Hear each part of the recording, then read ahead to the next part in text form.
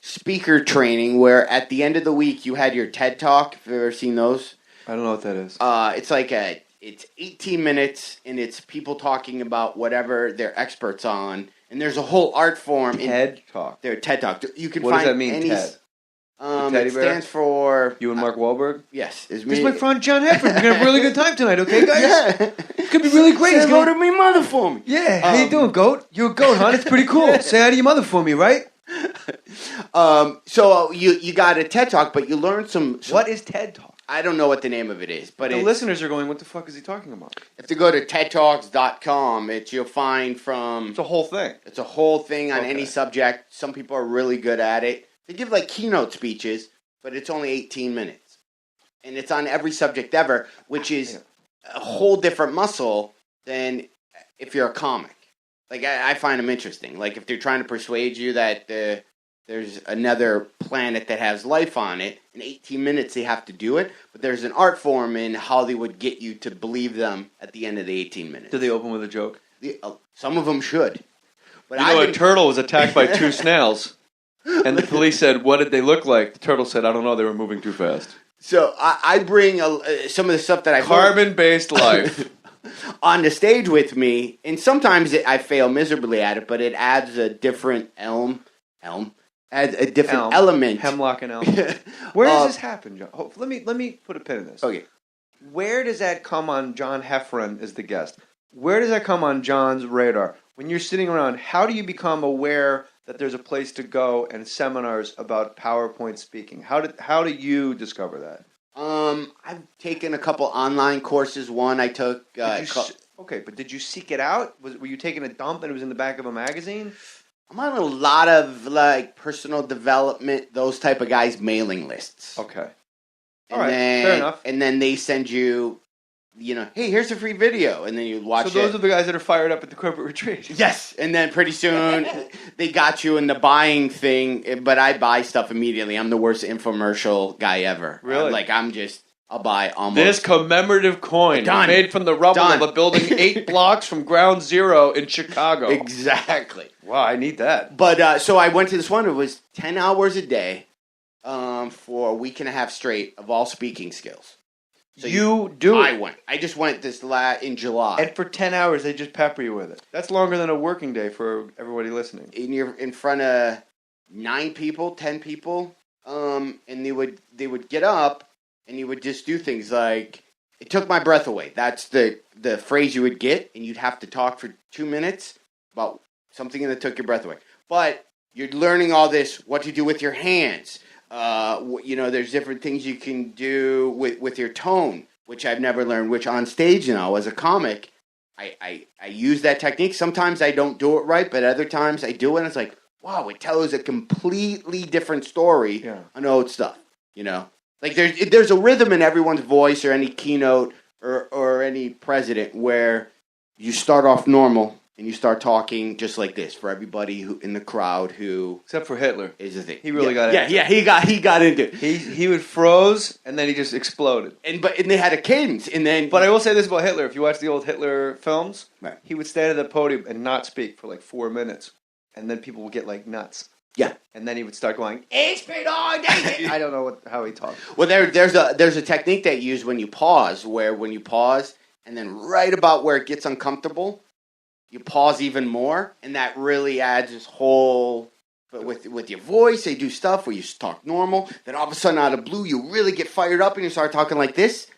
But then when you drop it here, here's what people listen, and you run that wave through your act, and I'll do that now. So you've applied these skills to your stand-up comedy.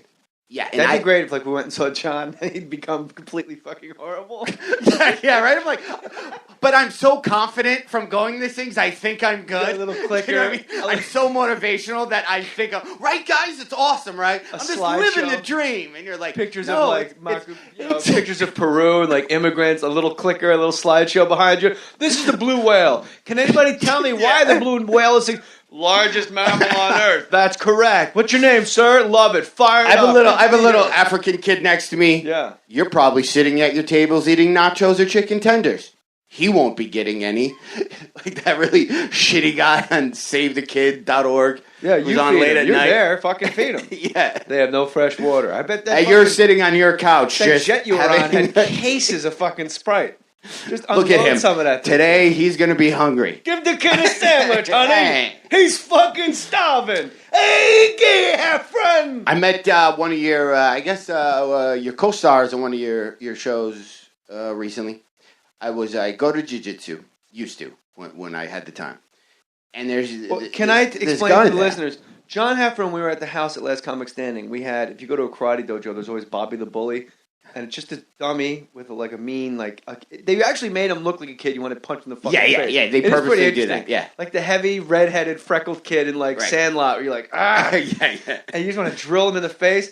And Jay London goes out and he punches it a lot like Jake LaMotta. It was really frightening watching him. And then Jon Heffron walks out, and you never know who the guy in the bar is that can flatten you. Jon Heffron walks out and just does... a lead right, and the bully, which is weighted, it's 60 pounds. I don't know what it is, but it's weighted. It's heavy. It just goes over. One shot, and then it just keeps walking past the pool. And me and the producer looked at each other like, did you know Heffron could fight? Apparently, Jon Heffron, a great fighter. So now in his spare time, does he do PowerPoint presentations with Tony Robbins and Deepak Chopra? Because, there is no way to happiness. Happiness is the way. My 5 minutes with Jon Heffron. It took my breath away. But then he also likes to, in his free time, he likes to fight.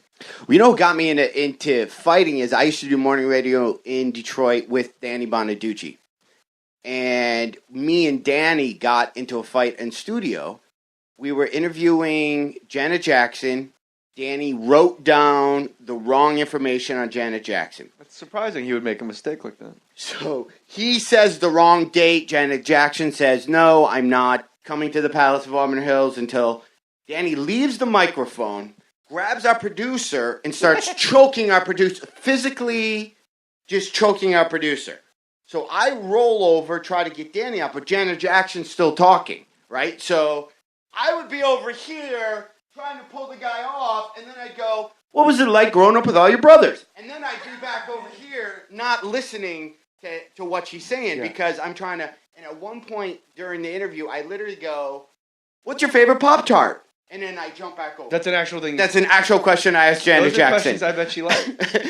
So grabbed it, and while Danny stood up, he punches me. He hits me right in the back of the head, which is illegal, by the way. I gotta take a point away from Montana. Yeah, you can't. That's a 10-9 round for you, and you win that round going away. It might be a 10-8 round for you. So that day, later on that day, I'm back in my apartment. Girl I'm dating at the time goes, "Why'd you buy a VCR?" And I go, "I didn't buy a VCR." She goes, "Yeah, there's a Best Buy bag and a VCR right there." Who's it for? I go, I didn't buy a VCR. I don't know. Did you bring that in? She goes, "No. What are you on drugs?" Who brought... Is that a common question? Yeah, what are you on drugs? She goes, you bought the VCR? I go, no, I didn't. Long story short, it's a receipt, my signature. Danny hit me so hard, I ended up getting a concussion. But I don't remember leaving the studio, going to Best Buy. I bought a VCR, and then I came back home. And this was in the 90s, so when people bought DVD players. So he actually hit me so hard, I went backwards in technology. I actually went one step... Viewmaster. backwards. You got a Viewmaster and a Sketch. Yeah, so I got a concussion. I like the big, when you watch a movie and it's like a giant vinyl record, like that platinum record. And when your neighbor had that, you're like, this motherfucker's rich as fuck. What were the laser discs? Thank you. Scarface on a record. Yeah. He's rich as fuck. And let me clean that up for the corporate. This guy's so rich. So the next day, I worked for Clear Channel. I think at the time we were Clear Channel, I got like $20,000 in our radio company stock. Like I got this accountant guy came and said, by the way, you got this accountant, you got $20,000 worth of stuff. And at the time, I'm like early 20s. This is a good I thought I'm just the best sidekick ever. This is why, not realizing that there's an HR department and you're not allowed to punch people you work with. Yeah. Is usually frowned upon. So I didn't even think I should go after this multi-billion-dollar company that this ex-child star just hit me. That wasn't even an option in my brain. I'm like, as long as I get free Hootie and Blowfish tickets, I'm cool. Like, I want to be with you. that's back when I did radio. It was Hootie and Hanson and Celine Dion and Eric Clapton, Tears in Heaven. I remember it being 5:30 in the morning. Do you know my name? Going to my boss, nobody wants to hear this. No, it tests well. The song tests well.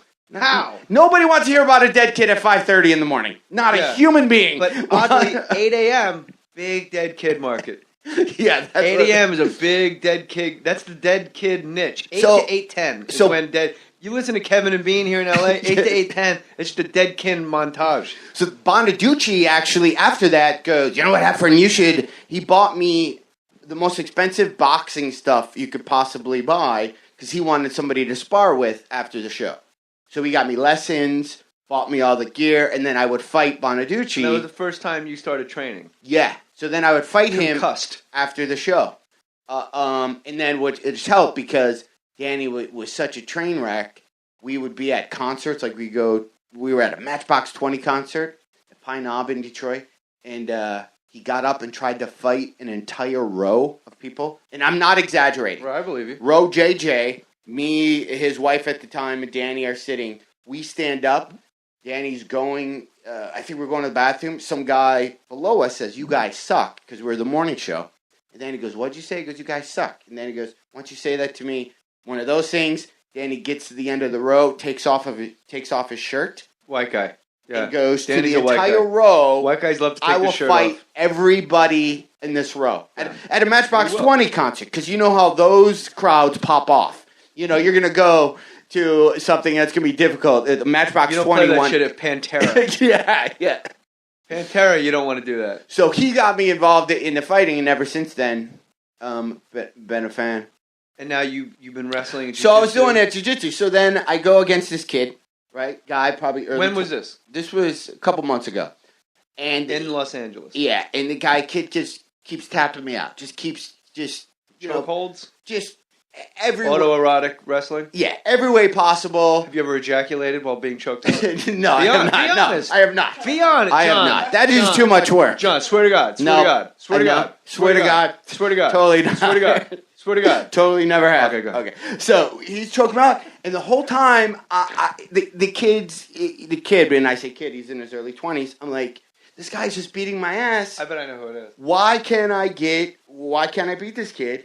And mentally, I couldn't get out of my head who he was in a movie. Like, I wouldn't allow him to be 20, 21 years old. Can I say what he said to you as you were going under? Okay. He's got you in a rear naked choke. Right. He's got perfect guard. Hips are perfect. Right. Human head weighs 8 pounds. Yes. Really? Yes. I can't believe I guessed that right. Yes. That's exactly. Jonathan Lipnicki. Just the whole time. I had no idea he fought. Oh yeah. Oh, you did? No, I was thinking the kids I work with that are even significant. Oh yeah. The whole time he's on top of me, all I was thinking was, did you know bees smell fear? Like, I wouldn't allow this guy to be. My dad died. Yeah. Oh his dad died. Fuck. Yeah.